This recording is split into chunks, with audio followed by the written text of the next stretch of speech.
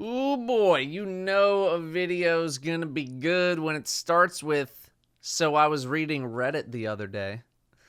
Alright, so I wanted to follow up on my armor synthesis video after I read some Reddit comments about my video in a particular thread.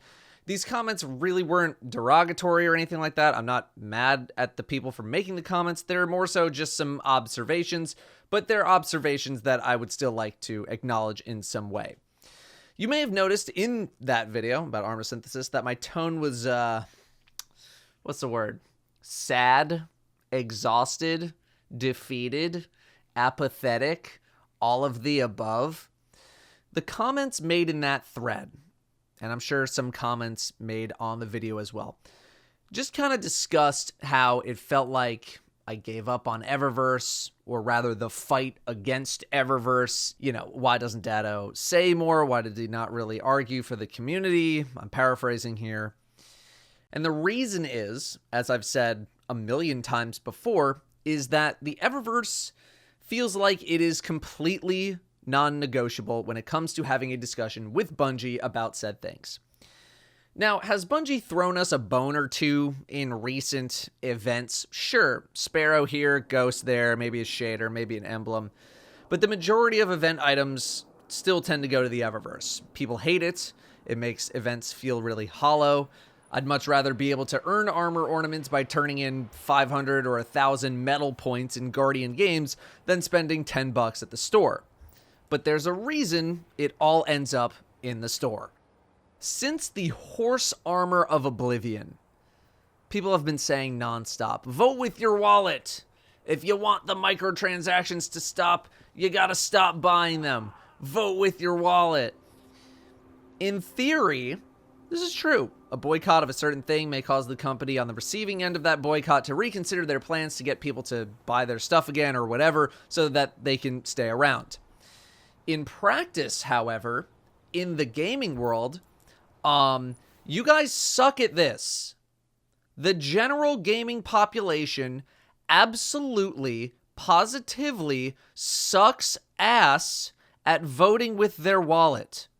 Note the hundreds of mobile games that are making millions, occasionally billions of dollars every year.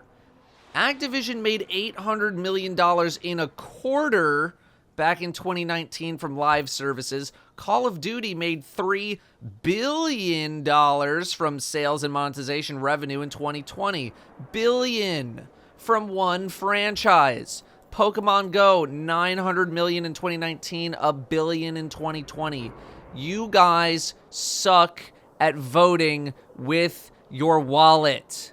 As a matter of fact, you're so bad at it that monetization efforts have only increased since the dawn of microtransactions, and companies are making more money than ever before.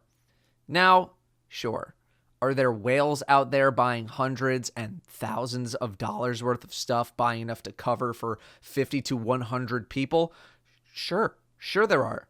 A whale, by the way, if you don't know, is someone in the top percentages of spending money on something. A mobile game, microtransactions, whatever. I'm not saying that everyone out there is spending hundreds or thousands of dollars, but there are enough people spending enough money that this revenue stream is too much to ignore, and I will remind you that these companies are, yes, here to make good games, but also here to make money, as much money as possible. Sure, some of those examples are free-to-play games, so you can use the excuse of that because it's free, you feel comfortable spending money on it. Destiny is a paid game, I get it, but there are plenty of other paid game experiences that are stocked full of microtransactions.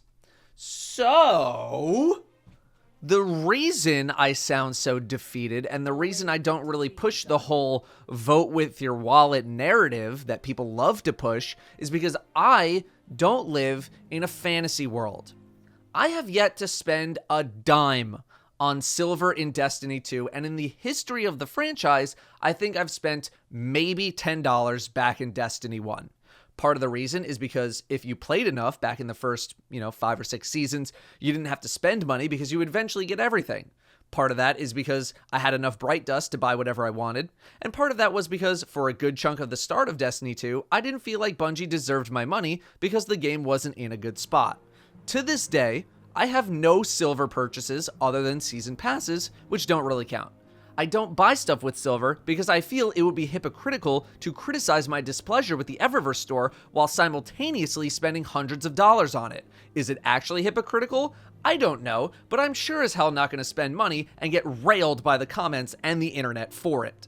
The reason I didn't really push the remove the cap on armor synthesis argument is because I personally don't think that is something Bungie is going to do. Now, have I been wrong before about things that I think Bungie won't do? Absolutely. Sunsetting is a great recent example. I was totally wrong on that. And while I'm sure people have quit because of sunsetting, it is not as direct as I feel like something like the Eververse is. Sunsetting is more on the gameplay side of the game. You could absolutely argue that people quitting means less spending on the Eververse store too. You know, I get it. But since armor synthesis has no direct gameplay value, it doesn't make you stronger, better, more powerful. In my mind, Bungie is probably less willing to give in to the community in such a way. The Eververse is simply too big of a deal to Bungie to just allow people free reign over all of the ornaments. And they know that. They have the research, they have the data. The reason they stock the store is because you keep buying stuff. Again, the general you. Obviously, plenty of you have not bought anything. It's not directed at you specifically watching the video, just the general you. But I'm also not going to blame people for buying stuff at the Eververse store. It's your money. You can do whatever the hell you want with it. I'm not here to be the ornament police. If you want to buy an armor set, that's your choice to do it. And you happen to also be supporting the studio in what I imagine is a more direct way compared to buying an expansion or a season. I obviously don't know the revenue splits that Bungie gets from expansion seasons or Eververse, though. That's purely just a guess. So I would much rather push a conversation that I think Bungie might actually be willing to listen to, as opposed to one that I don't think they will hear or will choose to completely ignore. I would rather say, okay, we get 10 pieces per class per season. What if we just got 30 to do with as we please across any class? Because that is a conversation I believe Bungie might actually acknowledge, and I'd rather get some smaller wins here and there as opposed to going for something like unlock all the ornaments, no cap on them, etc. Whatever else people wanted. I think it's fine if you're on that side of the argument, though. Are there some people who think Bungie came out super restrictive and are going to dial it back to make it seem like the community is getting a W with their discussions and all that? Sure, I think that's a very conspiracy theory way of thinking about things, but I totally get it. Obviously, a lot of people feel very strongly about armor synthesis. It's a feature that people have wanted for a long time, and people were hoping it would be easier to make happen. I also felt like Bungie was making really good strides this season. Season 13, pretty good overall. Got some teasers for the future, good changes coming in. Sunset got kicked to the curb. They had all this momentum, and then Eververse strikes again. And that's part of the reason why I also felt so defeated. Steps forward, only to take those steps right back. More arguments. Hooray. I'm not the Datto of 5 years ago, where I'm here to argue with people on the internet about why I'm right and they're wrong and why I think this should be done like this and King's Fall challenge modes were easy and whatever the hell else I used to argue about. I saw that twab, I saw the post, and all I could think about was, great. Now I need to have more arguments on the internet about this game. And I don't want to argue anymore. I'm tired of it. I'm so tired of it. I don't have time for it anymore. I'm not as stupid anymore. Steps forward, steps back. I really hate using the Bungie is a business, they gotta pay employees, they gotta make money excuse, as true as it might be. Every time I need to say that in a video, I die just a little bit more on the inside. No one wants to hear that as an excuse. No one. Even if the difference between keeping the lights on and shutting down is the Eververse store thriving. I really hate talking about the Eververse. It literally never has driven any good conversations at all. When was the last time you talked about the Eververse and you were like, I'm glad I had that conversation? Answer, probably never. My stance remains the same. Eververse, I think, is non-negotiable. I don't think it'll ever be. If others want to continue to lobby hard against it, know that I'm with you in spirit and in terms of not spending money on the Eververse store. I'm just not going to sit here and pretend we can hold hands, sing Kumbaya around FENCHURCH, and make it all go away.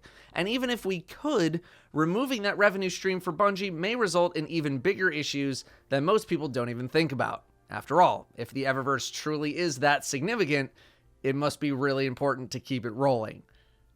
I would love to be wrong on this one. I would love for Bungie to just come out and say, all right, there's no more limits, do whatever you want. But I feel like that will only happen if Bungie is making so much money that they can afford to do so. Let's be real, though. Who's saying no to money? Thanks for watching. I'll see you next time.